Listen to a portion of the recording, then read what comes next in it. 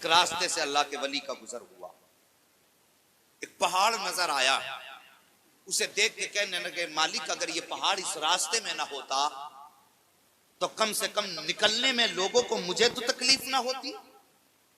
इतनी बात कही, रब को नागवार गुजरी। बनी इसराइल का ये उम्मती उस वक्त के नबी पे रब ने पैगाम भेज दिया कि जाओ इससे जाके कह दो, बैठे रहो कुछ लोग बदतमीजी कर रहे हैं, शैतान अपना काम करता है, फरिश्ते अपना काम कर। जी हकीकत बात है, यही होता है। बैठिए, जलसे में कोई इंतशार पैदा ना करे। अल्लाह ताला जवानों को हिदायत दे। ये कलमा ही पढ़ने वाले तो हैं और एक रात में हम जन्नत बांट के चले जाएं। कैसी जन्नत, कहां की जन्नत? और तू मुसलमान ना बन सका ढंग से, जन्नत ही किधर से हो गया? अमल बदलो, अखलाक बेहतर करो। अल्लाह का वली गुजरा, कहा मालिक ये पहाड़ ना होता तो मेरा रास्ता आसान ना होता। रब ने फरमाया जाओ उससे जाकर कह दो, उसने हमारी तख्लीक में अपनी मंशा शामिल की है, हमने उसे अपनी दोस्ती की लिस्ट से निकाल करके अपने दुश्मनों की तहरीर में डाला। क्या बात है, कितनी बात कही है।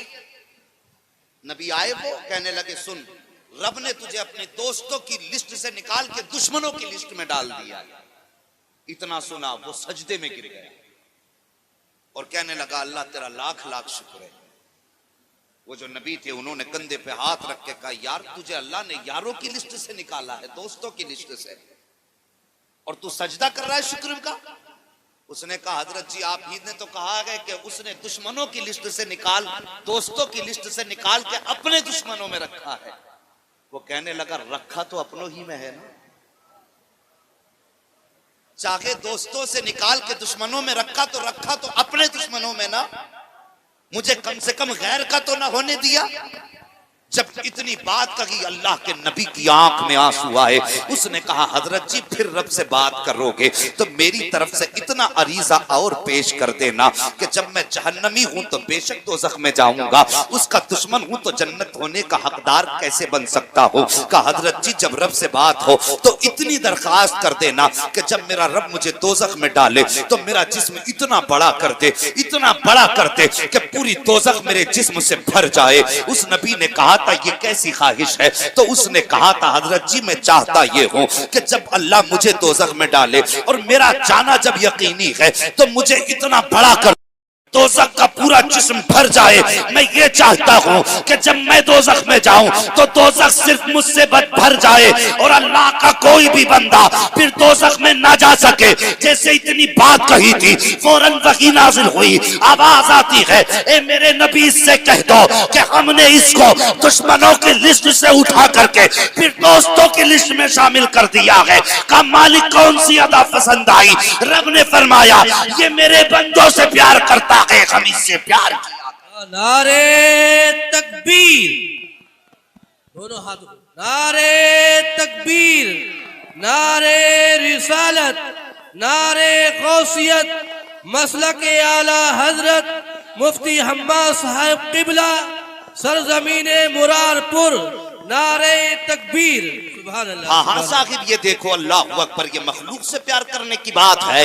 मगर मैं आपसे पूछना चाहता हूँ आपने कौन से रिश्ते का भरम रखा है? आज भाई भाई के साथ खैर नहीं कर रहा है, बाप बेटे के साथ भलाई नहीं कर रहा है, बीवी शोहर का सुलूक दरमियान में अच्छा नहीं है, माए बच्चों को बाप के खिलाफ भड़का रही है, बाप बेटियों को माँ के खिलाफ भड़का रहा है। अल्लाह अकबर चाहिए नफरतें हमारे बीच होंगी, हम एक दूसरे के दुश्मन बनेंगे तो फिर रहमतें कहां से उतरेंगी? फिर अल्लाह कैसे राजी होगा? साकिब अगर आखिरत बेहतर चाहते हो, दुनिया में भलाई चाहते हो तो रिश्तों की कदर किया करो, कोई किसी के खिलाफ जहर ना उगला करो। मेरे रब ने फरमाया तुम मेरी मखलूक पर रहम करो, मैं तुम पर रहम करूंगा। तुम जमीन वालों के साथ अच्छा सुलूक करो, मैं तुम पे करम की बरसात करूंगा। हमने किसके साथ अच्छा सुलूक किया है साहिब? हमने तो अपनों के साथ अच्छा सुलूक नहीं किया, फिर गैरों की बात ही क्या करनी है? आओ पैगंबर इस्लाम की सीरत देखो, जरा करीब से आकर के देखो मेरे नबी ने करम के कैसे कैसे दरिया बहाए हैं। आज अगर हमारे समाज के अंदर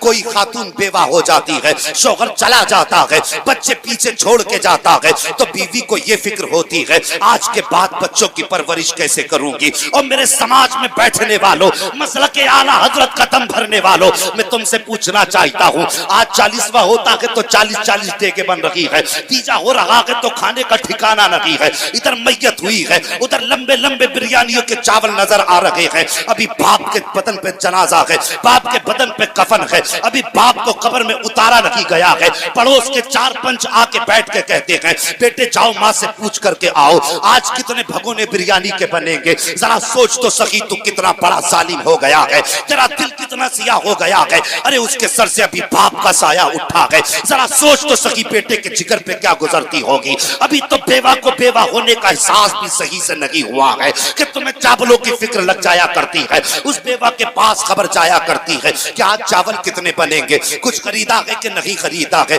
तो साहिब अक्सर मौतें ऐसी होती हैं जो बीमारी के बाद हुआ करती है। हमने यहाँ तक देखा है कि जब उस घर में बात हुआ करती है कि चावल कितने भगोने के बनेंगे, कितने भगोने बिरयानी के बनने हैं, सबके खाने का जो इंतजाम करना है, वो लोगों ये मसलक आला हजरत नहीं है, ये मेरे आला हजरत का पैगाम नहीं है। सोचो तो सही कितना फसाद हमारे बीच में है। तुमने भगोनों बिरयानी के भगोने चढ़ा दिए, अभी बाप का जनाजा घर में रखा हुआ है, उससे पूछो जिसके सीने पे यतीमी का दाग लगा है, उससे पूछो जो अभी बेवा होकर के बैठी है, जिसके हाथ की चूड़ियां तोड़ी गई है, जिसके बदन से रंगीन कपड़े उतार लिए जाएंगे, उससे पूछो कि शौहर की जुदाई का दर्द क्या है। तुझे बिरयानी की फिक्र हो गई, तुझे चावल की फिक्र हो गई, किसी को इतनी परवाह नहीं हुई कि सबसे पहले ये पूछे यतीम बच्चे किधर हैं, इनकी माँ का हाल क्या है, इस घर का गुजारा कैसे होता था। तुमने जाकर के पंचायती का हक अदा कर दिया, अपने बड़े होने का हक अदा किया, जाकर के सबसे पहले चावलों के बारे में पूछा। अल्लाह अकबर, कितनी माएं तो इस खाने का नाम सुन के तड़प जाती हैं। बेटे कहते माँ जरा बता तो सही चावल कहां से आएंगे। माँ रो के कहती है बेटे अभी तो बाप दुनिया से गए हैं, 50,000 उधार लेके उनके इलाज में लगाए थे, मगर बेटे ये समाज है, हमें इसके साथ भी चलना पड़ेगा। बेटे कह तो किसी दुकान से उठा ले, हम उसका कर्जा भी अदा कर देंगे। इस तरह से एक मौत तो जनाजा घर में पड़ा है। दूसरा, यतीमों पे तुमने जुल्म ये किया कि एक कर्जा लेकर के तो बाप का इलाज कराया था, दूसरा कर्जा लेकर के तुम्हारे खाने का इंतजाम हो रहा है। तुम कहते हो आला हजरत का दामन नहीं छोड़ेंगे। खुदा की कसम ये झूठा नारा है, ये खोखला नारा है। मसलक के आला हजरत का दामन थामने वालों, मेरे आला हजरत को रुसवा ना करो, उनके मसलक को बदनाम ना करो। उनका मसलक किसी यतीम पर जुल्म करने की इजाजत नहीं देता है, उनका मसलक किसी भी गरीब को सताने की इजाजत नहीं देता है। तुमने जाकर के गरीबों के घरों में बिरयानी के भगोने तुमने उतरवाए और यतीमों पर जुल्म बालाए जुल्म किया है। मगर खुदा का वास्ता तुम्हें है, अगर तुम किसी गरीब के घर जाया करो, किसी मैयत में जाया करो, अगर पता हो गरीब है तो घर से अगर चलोगे और तुम 500 रुपए यतीम बच्चों के लिए अपनी जेब में डालोगे और उसके घर आओगे, आने के बाद अगर जनाजा सामने पड़ा है, पूछो इसका यतीम बच्चा कौन है। अगर तुम्हें इशारा करके बता दिया जाए ये बच्चा है, ये बच्ची है, तो आगे बढ़ो, 500 रुपए का नोट निकालो, यतीम की जेब में रख दो, लेकिन एहसान मत जताना, बच्चे को शर्मिंदा ना करना, बल्कि उसकी जेब में चुपचाप रख दो। खुदा की कसम खा के कहता हूं, अगर तू 10 भगोने खा जाएगा तो रब नाराज होगा। अगर ये 500 रुपए तेरे यतीम खाएगा तो इधर यतीम मुस्कुराएगा, उधर खुदा की रहमतें मुस्कुराने लगेगी। नारे तकबीर, नारे रिसालत, नारे गौसियत, मसलक आला हजरत, मसलक आला हजरत मुफ्ती हम्माद रज़ा साहब क़िबला। नारे तकबीर, नारे रिसालत। यारों को खुश करने के लिए तुमने वलीमे में जाके न्योते लिखवा दिए, दोस्तों को खुश करने के लिए तुमने शादियों में जाके नोटों की गड्डियां रख दी और कह दिया कि कमी पड़ जाए तो फिक्र न करना, घर दूर नहीं है लेकिन शादी के धूमधाम में कमी नहीं होनी चाहिए। ये तुमने अपने यारों की दिलजोई की, काश कभी मुस्तफा के बीमारों की दिलजोई की होती, काश तुमने कभी यतीमों को सीने से लगाया होता। लेकिन ये पता कब चलेगा जब हमें मौलवी नचनिए चाहिए, गवैये चाहिए, हम मजे लेकर के चले जाएंगे तो ये कड़वा सच कौन सुनाएगा? मुझे इसकी परवाह नहीं कि कौन बुलाता है कौन नहीं बुलाता। पाए मुरा लंग ने इस मुल्क के खुदा तंग ने, परवाह नहीं। लेकिन सच बात आपसे करना चाहता हूं। मैंने कहा था मेरी तकरीर तबे यार को बेचैन करती है। सबब क्या है? वही कहता हूं जो दिल पर गुजरती है। मैं कोई रट्टू तोता नहीं जो यहां बैठ करके तुम्हें रट्टी बातें सुना के चला जाऊं।